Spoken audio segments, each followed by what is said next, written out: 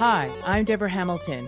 Welcome to my podcast, Why Do Pets Matter? 10 years ago, with my iPhone and a script, I recorded the first episode of the Ultimate Pet Resolution Summit, which chatted with experts about conflicts over animals. Our conversations were intimate, honest, and illustrated how disagreements over animals occur and how those disagreements can reshape people's lives and relationships.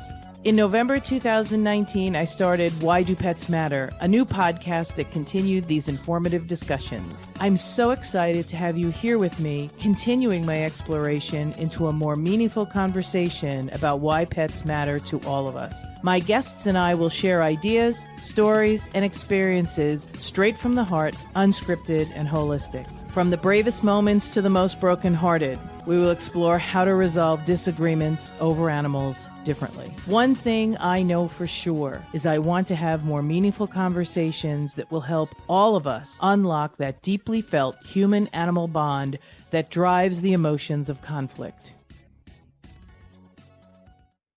Hi, it's Deborah Hamilton, and today we're going to talk to Kelly Baltzell of Beyond Indigo Pets. She is a good friend, and oh my God, did we have a conversation. We talked about the stresses of euthanasia on the client as well as on the vet team, how communication and conversation is so important, and that honesty in those communicative times is really important. Beyond Indigo Pets helps market the practice for a veterinarian and the honesty that goes behind that and how important it is to have people in your space that help you monetize and keep your clients in the loop.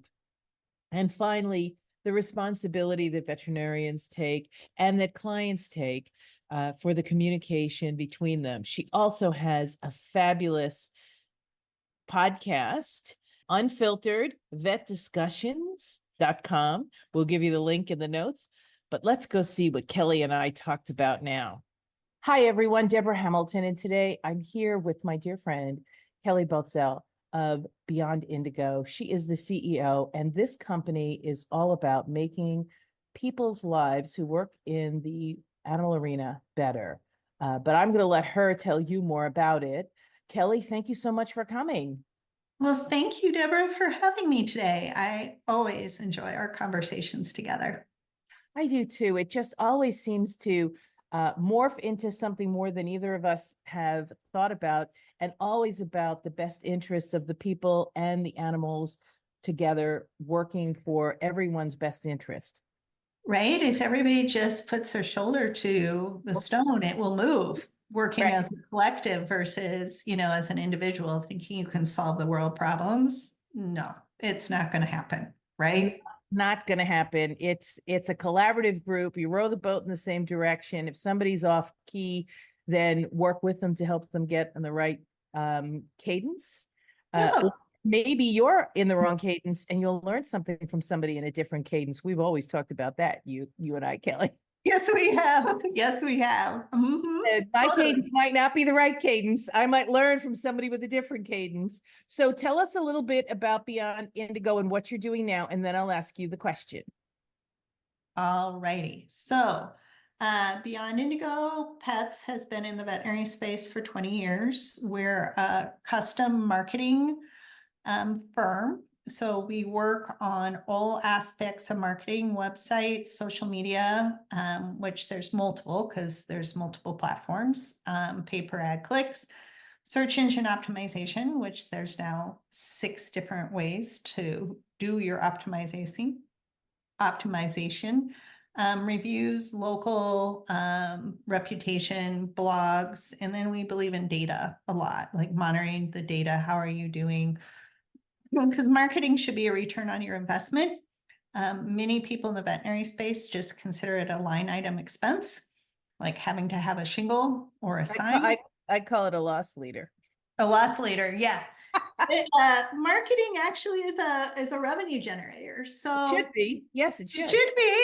Yeah, or you need to be doing something different. So that is Beyond Indigo Pets. I am also doing a podcast with a group of wonderful people. That's called Unfiltered Vet Discussions. It's at unfilteredvetdiscussions.com, oddly enough. And we do a weekly podcast, and it's 20 minutes, and it's unfiltered. We do no editing, and we come up with our topic pretty much 5 minutes before we start talking. Oh, And sort of like me.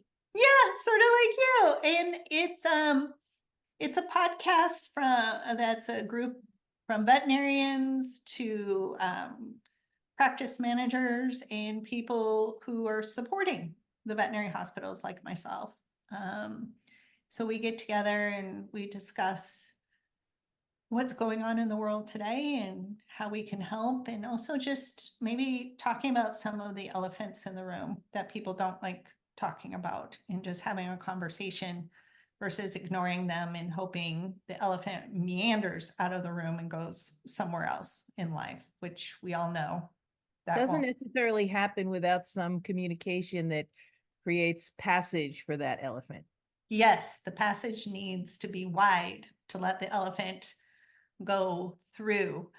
So would love everybody to come listen in and even give us suggestions of what you want us to hear talk about, right? Because Well, we will make sure to put that in our show notes with the link to Unfiltered Vet Discussions, because I think that's one of the most important things for veterinarians to listen to, but also for pet owners, because I think that they sometimes have a misunderstanding about what lurks behind the curtain in vet practices. sure. And so these will give them a little bit of insight.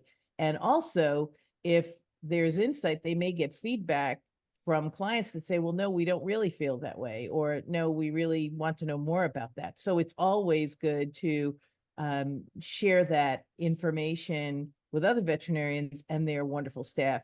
And, you know, the other part of the team, which you and I have always talked about, which is the client, because there's no team Sure. in veterinary practice without a client, because then Right. you're looking at each other. Right. I mean, there you go. And the day gets really long. Yes. Really long, and the thumbs turn a lot. So, Kelly, tell us again, why do pets matter to you? Because that's how we always start, and then we flourish from there. I love the word flourish. Pets matter to me because they're about the fabric of life. They are givers of unconditional love. One of the things I like doing is on Instagram, there are quite a few people now who provide reels and stories and channels about the unconditional love of all animals. So you may not see just domesticated animals, right? You might see wild animals that have formed a bond with a human or another animal, actually. You know, like I saw a dog today leaning through a fence and just resting on a horse's head. And you could just see the love between the animals. That's where I go when I need inspiring moments, is watching the love. But animals matter to me because it's the unconditional love and the love that they teach us humans. You know, because some days I look at my own pets and you can just see my dogs are like, she is so dumb today. We have to do remedial training on the human because she's just not getting it. Like you can just see it, right? And you're like, yeah, I may not be getting it today. You know, I may not be focusing enough on love. You know, that is so important, because I know that my dogs tend to gauge my demeanor based on the day I've had. And when I'm dealing with people who are in conflict, I often think if they would just do what their dogs or cats would do if a conflict arose, which is they have a little bit of a spar, but then they'll, you know, for cats, they'll rub up against each other afterwards and say, okay, we've had it, we're done. Now we're going to live in peace. If we could just get them to that point. Or the dogs, they have a disagreement and then over a toy or something, and then they work it out and then they're friends. In my neck of the woods, sometimes that doesn't happen. So I'm going to go to those Instagram places because I love Instagram, and I go there very often myself for a lot of the rescue horses, you know, the BLM Right. horses. I go there often because they're such wild animals who are in such dire need. But that is completely off topic and for another session. But tell me a little bit more about the discussions that you've had in Unfiltered, because it seems to me that that would create a real plethora of why pets matter to everyone there and how they can communicate with each other unfiltered to serve people and their pets better. Right? We've had myriad of different conversations. I'll talk about a few of them that have stood out recently in my mind.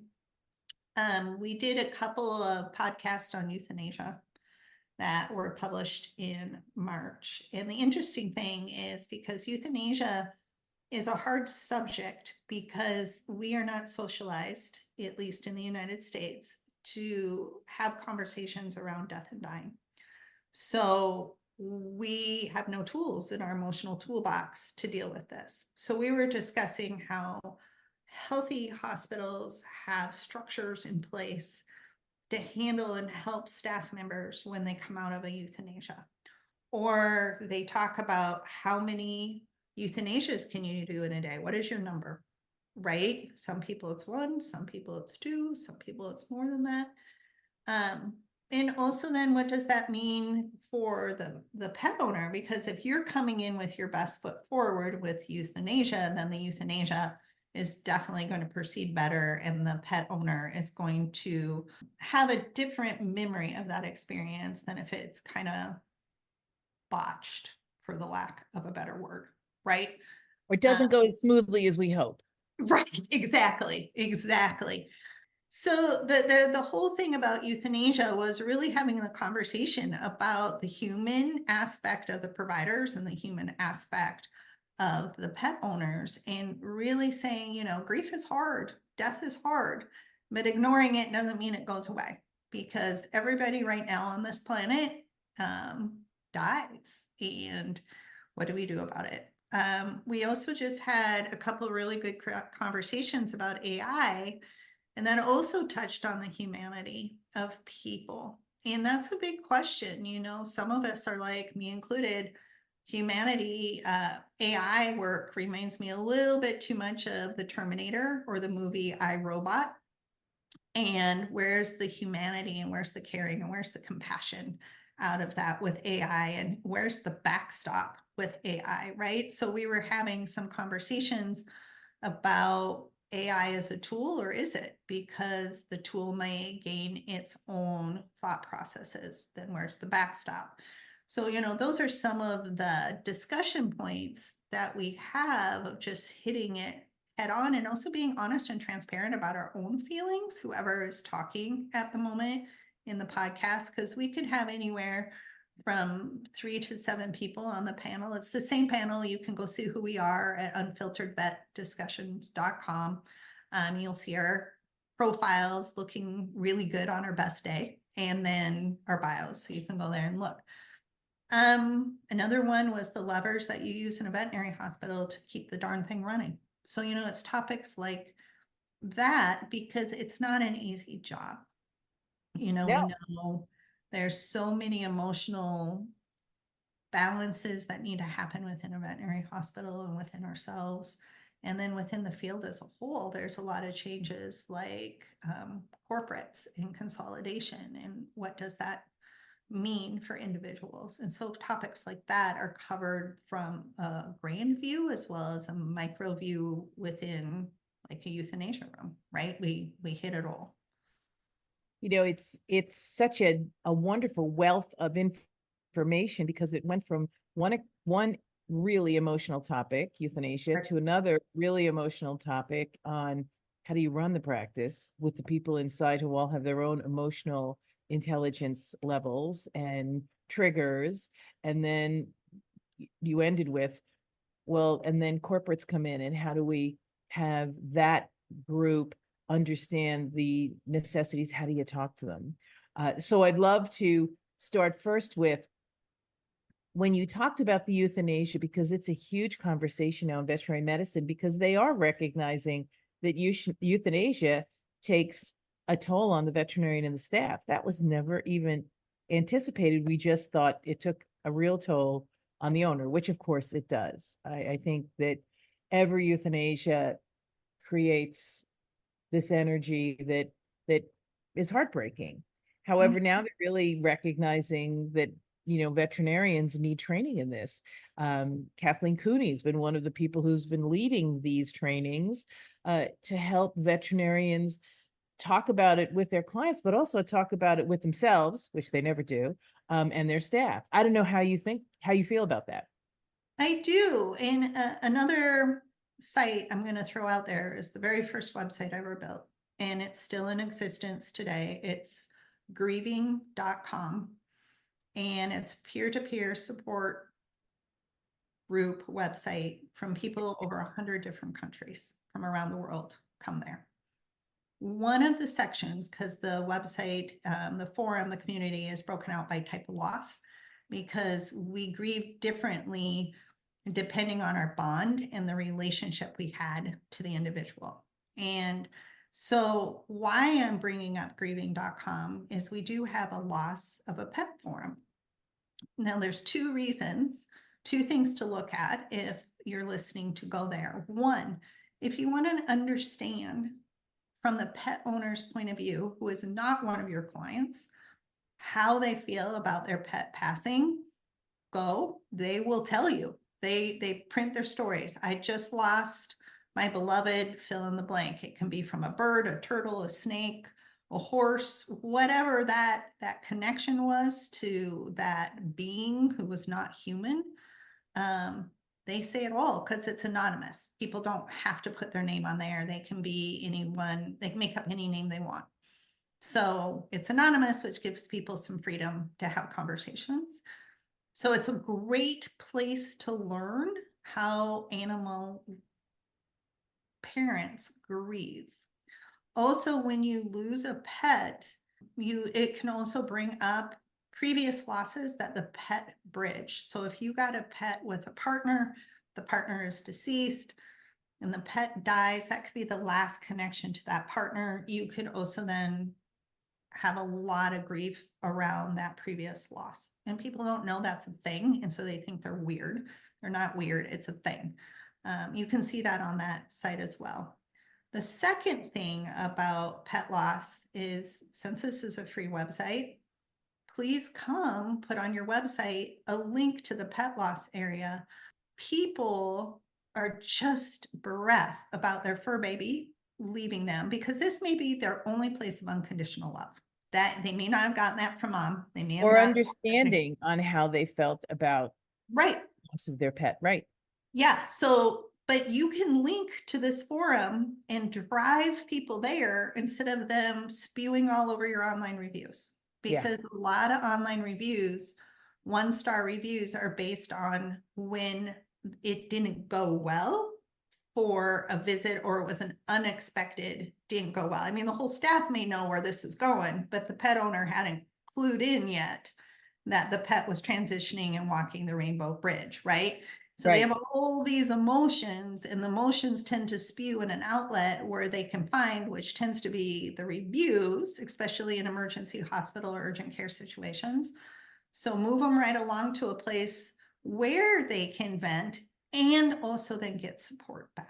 So that's grieving.com. So learning place for you and the team, but also a directional place to help your pet owners. Yeah, because it, as you said, it is an emotional event for everyone involved, and the team really can't take on they'd love to, and they would do the best they can. However, they can't take on helping you with your grief as they're helping themselves with their grief. No. And what if you're doing 5 to 10 euthanasias in a day, right? So talk about burnout, right? Talk about burnout. And I've been speaking about this. I did a couple of presentations this year, and in one room I asked, how many of you in the room have a kit, like, for the lack of a better word, or a grouping of information that you send to the pet owner ahead of time, after time, anytime? 3 people out of a room, 3 hospitals out of a room of 90 hospitals did that. And I'm like, well, this is a great, and the whole conversation was marketing your end of life care. And part of it is you need to give people a place to go experience their grief, because we all grieve differently. That's right. And then tying it back into the unfiltered vet discussions, if you're grieving too much, if you're having 2 emotions, we were discussing about on the podcast, is maybe you need to look within yourself, because maybe you as the provider of these services are imbalanced and you're going too far into an unhealthy place versus finding a healthy work-life balance with euthanasias. Like, and that's different for everybody. That's not, the same thing for everybody. But those are the type of, discussions that we have. Because not a lot of us talk about them. No, that's the thing I have found in my 10 years, 13 years actually now, working with veterinarians, is that they tend not to like to talk about difficult topics. They know they're there. And with pets, because of the human animal bond and the legitimacy now, due to the research and studies and people getting masters in the human animal bond, what veterinarians knew all along with pet owners and the bond with their pets is now studies have absolutely documented that this is the way it is. Veterinarians have had to navigate this for a very long time, unsupported. And now, thankfully, veterinarians and their staff are recognizing first that they need support. That's the big key, right, Kelly? Huge. Yeah. Huge. And then once they recognize it, where do they go to get the support that they need? Because as you said, everybody grieves differently. So I might need different support than you need, but I still might need support. And of course, I say this with all love and affection. The worst one in the room is the one who says, I don't need any support. Right. That's the first red flag right there. I need no support. I can do this all day long because I know I'm helping these animals and I'm great and I'm helping these people and I give them empathetic and I'm good. But there is a toll in the energy that you're using. And you and I talk about energy all the time, which some people think is a little woo-woo, but I am a firm believer that the energy that you live in, both man-made, self-made, and what surrounds you, is what's going to dictate how you experience life. Correct. You're the creation of your own reality. How do you want to live today? Right? That a lot of that. And sometimes people are like, well, I can't control what comes at me. No, you can't always, but you can certainly control how you react to it. That's the only thing you can control. Right? You can choose your emotion of, anger or laughter, two extremes, and a whole bunch of choices in between. But that can also craft then how you want to live today. What are the situations you involve yourself with? And that's a great segue into the staff discussions, because of course there are some vet practices where the back of the house don't talk to the front of the house and the front of the house don't talk to the back of the house. And the veterinarians let everybody duke it out because really, I don't want to get into the minutia. And then the clients watch this or the clients feel neglected. And, I'm a big proponent of transparency. And I think that's almost a curse word in the veterinary profession. I think it is too, but you're right. Like, we see it on client reviews or potential client reviews. Like, people will come to us and say, can you get rid of these reviews where everybody keeps saying such and such person is crabby, or we hear them yelling at people at the front desk because they're or at the dogs and cats in the back. Yeah. And you've heard it too, I'm sure. And we're like, no, number one, Google doesn't allow you to remove things like that. And Google's the biggest placeholder reviews. That's why I'm using that. Yelp is the same way for people in Southern California area. And two, it won't change the reality of until you change the practice, the reviews are just an outward symptom of an internal problem. And I always talk to people when they say, well, I have these terrible reviews. And I'm sure I'm going to ask you what you suggest they do when they have terrible reviews. I was teaching at the New Jersey veterinary conference, and I put up the AVMA's response. This is how you should respond when someone gives you a terrible review. And it said, I'm sorry that you had a bad experience. We strive to have the best veterinary medicine for every patient.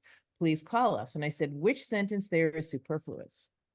And I said, believe me, the person who is trashing you on social media does not think you provided them with the best medical experience you could in their case. So placing that there is a trigger, is a firecracker, is just something that is going to light them up again so that they can go to town. Just simply say, and I'm sure you do the same thing, we're sorry your experience with us didn't work out the way we all had hoped. Please call us. Yeah, but that's actually the final thing that we suggest people do. Well, yeah, because you're in marketing, you're like, let's try to figure out what's going on here. So tell us what you do. Well, first of all, I just gave a couple of lectures on this too, is going upstream for your online review. When you get to that place, you're at the end of the train destination versus at the beginning. So just let's say you didn't even do any upstream work at all, and you've just thrown that out the window and you see the scathing review. Well, the very first thing you do is take an adult timeout. That's what you do. Yeah, So get back into your prefrontal cortex from your amygdala that now is saying what they want to say, right? Right. And that could take 24 to 48 hours or longer. And you may need an adult to take what you're like spewing out and translating into a much more yeah, you don't need a yes person who says yes, they stink all the time. You need someone who's just going to say, okay, let's unpack this. But yeah, let's unpack this. And it may be you need a company to do it, or a best friend, or like anybody but you, right? Because when you fire back and you use emotion, you start off just a firestorm, and we have seen it, and it is not pretty, right? And you can't remove it either. That's the thing. People and are then like, the trolls hop on. So it's not even the one person, the right. Trolls hop on. Yeah. Yeah. And now you've got a forest fire, right? Like we went from a campfire to a forest fire, and the darn thing's out of control. Seen this quite a few times, right? So first of all, please take an adult timeout, whatever that means to you, until you get back to Zen. And then look at it rationally. My second thing is, if you know the person, because they typically have to leave their real name these days, call them. That's where most veterinary hospitals excel, is in communication on the phone. Also, it's not documented because it's not in writing, which you as a lawyer would deeply appreciate that they give it a go, right? And then if you do call them, never ask them to remove the review, because you know what they can do? They can go on in line and say, hey, Kelly called me and said, please remove the review when we're done. And now you look like a complete turkey on the internet, right? And that you're manipulating. Right. And you just gave whatever they said 1,000% booster points on what they said was credible. So you do all those things first, because sometimes reviews, we have found this, people are pissed off, they leave reviews for the wrong hospital. And so make sure they're your client. Or they regret the review, but they don't know how to take it down either. Right. So if you have the grace to call them and say, Kelly, I saw your review. Tell me a little bit more about what went on. And then what do? Shut up and listen. Yes. Listen, ears forward, and then paraphrase back what you heard. Right. Say what I think you told me happened is, can you tell me more? Is there more I need to know? Because what you want to do is allow them to share with you what they experienced, appreciate and acknowledge, do not defend yourself. And then what I usually say, and I don't know if you do this, so you've taken the 24 to 48 hours out to get back into your prefrontal cortex, or being an adult again. And then they tell you, and you go right back into your amygdala, because how dare they think that's what happened. And when I give my classes, I always say, just thank them for letting you know. That is not how we wanted this to work out. And thank you so much for telling us. And can I ask you a favor? What's that, Deborah? I'd like to think about what you said, because it's really important that my practice is aware of this. And can I get back to you on Friday? So say this is Wednesday. Can I get back to you on Friday? What time might be good? And we'll see if we can connect, so that I can let you know what I uncovered and what I think we're going to do going forward. Because I want you to be part of how I'm fixing this. Who is going to say, no, you have to tell me now how you're going to fix it? Most people who don't do that, unless they're really riled up. Right. And if they are really riled up and they say, no, tell me now, say, you gave me such important information. I don't want to give it short shrift. But of course, we have to make sure you don't do it with a condescending, prickish attitude. Right, exactly. Delivery is everything, right? Delivery is everything. And when I give classes, I caution them that you may say exactly what I wrote down. And if you say it in a way that is condescending, it is going to inflame instead of douse. You're going to create more issues than you are sort of eliminating or trying to diffuse. So I love this because this is just what, in marketing, I want to talk a little bit about your upstream because I think I know what that means. And I want everyone to know what that means because I think it means you should be working on how people feel about your practice before they walk through the door. Yes. And each step of the way, like you've missed so many opportunities. If by the time they leave a negative review, you've missed multiple opportunities to have a connection and make it right with the pet owner. That's the last ditch thing, is when they see it there. So a lot of the practices say, listen, people don't open our emails, people don't do this, it's a waste of our time, it's a waste of their time. And what do you say to that? I know what I say, but what do you say to that? You mean like when people are asking for a review for somebody, or No, exactly? when you're setting upstream and upstream, you're providing them with information that makes their visit more likely to be positive. Right, and that's multiple for everybody. So everybody absorbs information differently, which makes it hard to be a business owner, right? Because as a consumer, you're consuming the information you want, where you want, and it's only in one place in your mind, right? And a business owner, it's harder because you have to be in the majority of the places where various different consumers are consuming information. And so it has to be consistent across the board and try to keep it simple as possible. But realize it's not only when they're outside of the hospital, it's the moment they step into the hospital, right? What is when you step into the lobby and you see the staff and people are sitting there, are people crabby? Are they tense? Are they frazzled? What have you made that environment to be like, being it verbal or nonverbal cues? What does that look like, right? How about in the exam room? How about how people are treating each other? All sorts of clues that we take on as humans just by watching people. What I usually suggest is pretend you're a client, bring in a dog and sit in the room, or have a secret shopper, for example, who doesn't know anybody, and just take feedback of what their perception was because each one of those stops matters. And then my second thing I tell people is think of a company that has treated you really well lately, whatever brand that is that you adore and love and that you utilize. And that will be different for everybody. And think about the customer journey and how that worked for you and where it got tripped up and where you felt satisfied. And can you apply those pieces to your own business and to your own experience? Because we forget to step into somebody else's shoes to see what it's like. And instead we're like, well, they should know better. Well, how?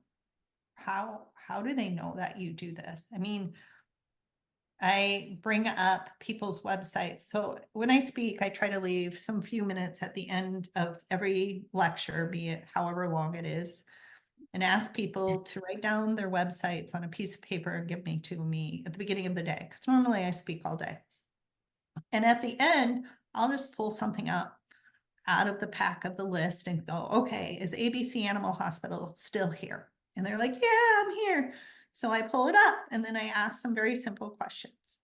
Like I'll say, like, do a drop down, like, are these your services? And I'm like, because it looks like you're, for example, one hospital, I'm thinking, it looks like you're an emergency urgent care hospital. And they're like, no. I'm like, well, then what do you do? And they're like, we're a general hospital that also does these things. I'm like, okay. And then I ask the room, like, can you find the phone number? Can you find the address? Does it look like a place you want to go? Just hand polling, how many would do this? How many would go there? And so that is the first experience people typically have with a hospital. So make sure that's your new digital lobby. That's your lobby. It's just in digital form. Set the tone before people come in, because that's what they're learning about you. And you'll never know. You'll never know they were on your website. They'll just show up as a number on your statistics. So Yeah.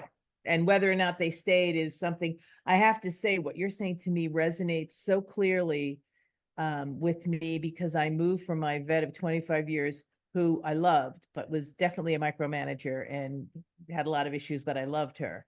A brilliant Cornell grad. And moved here to North Carolina, Eastern North Carolina. And I can tell you, it took me 5 veterinary visits to find someone who actually asked me about my dog. So for me, you need to be transparent about what goes on here at ABC Veterinary Clinic. We value our vet techs. They come in and set the stage for you. They get everything out of the way so the doctor can spend the most valued time with you. No one ever tells you that. They just have the vet tech come and get you and weigh the dog and ask you questions and fill everything out. And then in some of them, they had the vet techs tell me how much I was going to pay before the vet even walked in the door, which I found to be like, there's got to be a better way, right? There's got to be a better way to have that money conversation. I'm not against having a money conversation, but I really would prefer, I guess, to be given a glass of wine first, if you know what I mean. because you're emotionally involved too, Yeah. with the pet, like that bond again, that unconditional love. And then the financial thing comes on part of it. And then in today's day and age, money is dear. So now you're asking people to have conversations about money, about the unconditional love, when they also have other financial concerns pressing on them. Right. And you don't want to make them feel bad that they might not be able to, do the gold standard, that they'd rather do an antibiotic to see if the infection will go away as opposed to surgery or something to remove something. It's a delicate balance. And I really, when I'm helping vets craft these conversations with their clients, it is a delicate dance, because you want to make sure the client knows what's available to them while you're telling them that you don't want them to feel bad because they can't afford the chemotherapy at $10,000. No, which then is a whole grief process again. It's called anticipatory grief, because now they've got cancer and chemotherapy, and now we're right back to the grief discussion again, right? So it's all those darn Full circle. Yeah, it's full circle. And I think that veterinarians who utilize their staff fully, which you and I both are of the ilk that you need to utilize your staff fully, and you need to bring your client along to understand why the staff is in this position doing this thing. Right, and that they're a human being too. And that you value them. I can't tell you how many vets walk in and the vet tech melts into the doorway. And I sit there and I go, that's so bad, because if you're going to dismiss them, how am I going to feel that you're having them come in and do your legwork, and yet they don't seem very important to you? It's all in body language. They don't say anything, right? It's all in body language. They don't say, well, I'm so glad that Kelly came in and took all your information. I'm just going to check and see if everything is okay with Fluffy. And Kelly told me this and this and this, and I'm so grateful. And it's all about weaving your team into the conversation. Right. This is such a natural conversation for us to have, and such an unnatural conversation, unfortunately, in my experience, for most veterinarians to have, because they really just want to take care of the pet. Everybody wants the pet to be okay. We just approach it from different angles. The pet owner wants it to be okay. The staff wants it to be okay. We may not all communicate well with each other, making sure it's okay. All of that is really kind of this whole conversation. And a lot of times what you have with the podcast, is why do pets matter to you? And how do we all, going full circle right back to the very beginning, how do we work as a collective to make that happen? How do we have the conversations that we need to make it happen?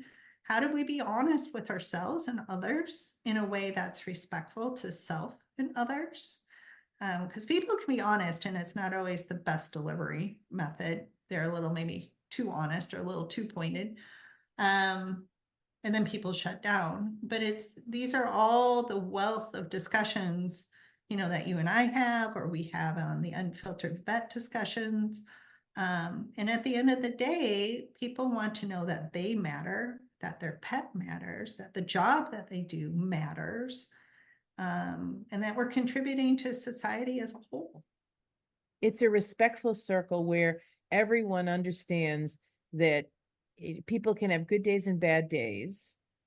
And if you have a bad day, take accountability and responsibility for it and make amends. I'm always a big one on making amends. I love that you said, first is the conversation, and then it's the honesty, and then it's respectful way to treat yourself and others. And that's in a conversation that sometimes is a lot easier said than done. Kelly, we've gone full circle. And I'm so grateful because when I have a conversation with you, it makes me think of so many things I want to add to my classes when I give them, because you're such an incredible thinker and I greatly appreciate it. Please tell everyone where they can get in touch with you. And we're going to put the podcast link on, but say it again, and where they can get in touch with you if in fact they are smart enough to have you help them with their marketing. Podcast first. Thank you. unfilteredvetdiscussion.com. You can find it on Spotify, any place that you get your normal podcast, you'll be able to find it. The dogs are chiming in too, of course. That's okay. They want you to know where they live today, right? Yep. So the podcast, any place you look for podcasts is Unfiltered Vet Discussions. If you want to learn about grieving or participate yourself, is grieving.com. If you want help with your marketing and understanding marketing, it's beyondindigopets.com. And you can reach me there at Kelly, Kelly, at beyondindigo.com. So lots of information that you can jot down and share. And then likewise, Deborah, we always have such wonderful conversations, and it's by sharing and conversing with others is where we find out new inspirations and new ways of looking at the world, as long as we're willing to listen and be willing to be open to experiencing something different in life. That is so true. And I cannot thank you enough, because every time I talk to you, I always feel as if my energy spike has gone up in a positive way for all the good things that I know I am doing and will continue to do. But you give me such filling my cup for fulfilling my role. So Kelly Baltzell, thank you so much for being here on Why Do Pets Matter? And until next time, see you all later. And yes, your pets matter. This is Deborah Hamilton. Take care. The Why Do Pets Matter podcast drops every Thursday and can be found on whichever platform you find your podcast. Subscribe now, invite your friends, and I cannot wait to have you join me in these conversations.